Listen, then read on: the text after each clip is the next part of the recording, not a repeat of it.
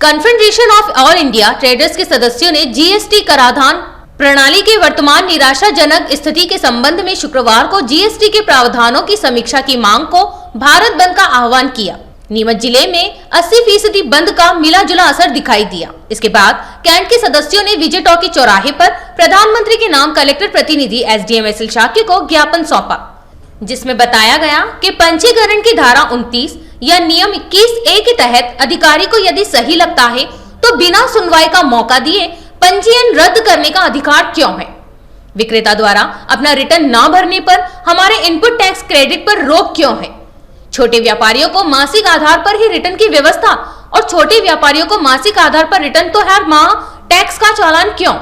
गलत input tax credit लेने पर व्यापारी मैनेजर एवं सीए का खाता सीज की कार्रवाई। रिटर्न में त्रुटिवश अधिक इनपुट टैक्स क्रेडिट लेने पर पोर्टल को लॉक क्यों किया जाता है। किसी भी फॉर्म में स्वविवेक के आधार पर ऑडिट एवं सर्वे का अधिकार क्यों। अपील की जाने पर 10% के स्थान पर 25% की धनराशि। सरकार के द्वारा 1185 संशोधन और व्यापारियों को एक बार में ही रिटेल संशोधन का अधिकार नहीं जैसी कई मांगे कैट सदस्यों द्वारा ज्ञापन के माध्यम से की गई। ज्ञापन प्रेषित करते समय बड़ी संख्या में कैट के पदाधिकारी व सदस्य मौजूद रहे।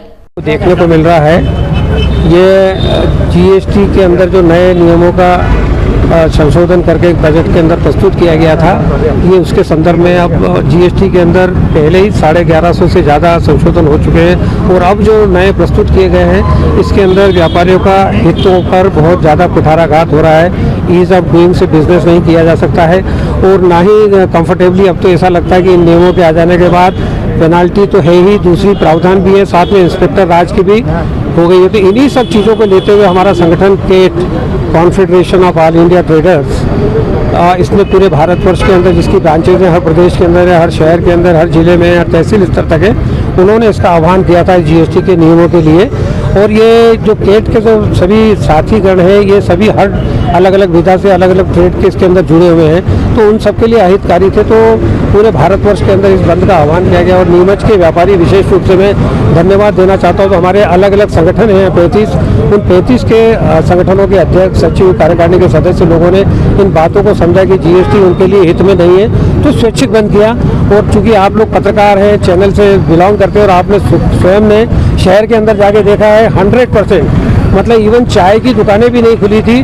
तो मैं पूरी नीमच की जनता का, सभी व्यापारियों को धन्यवाद देना चाहता हूं कि यह जो बंद था व्यापारियों द्वारा व्यापारियों के लिए किया गया है और इसमें कोई पॉलिटिकल पार्टी इन्वॉल्व नहीं थी। तो आज उसके संदर्भ में हमने माननीय एसडीएम साहब को यहाँ विजय टाकी चौराहे पर बुलाया था और अपनी बात को रखा उस ज्ञापन के माध्यम से। जो हमारी बात इसी तरह से हर शहर से, हर प्रदेश से बात हमारी सेंट्रल गवर्नमेंट तक जाएगी। चूँकि ये नियम अभी प्रस्तावित किए गए हैं, हमें आशा ही नहीं, अभी तो पूर्ण विश्वास है कि ये नियम को संशोधित किया जाएगा और व्यापारियों के हितों के लिए आगे काम किया जाएगा।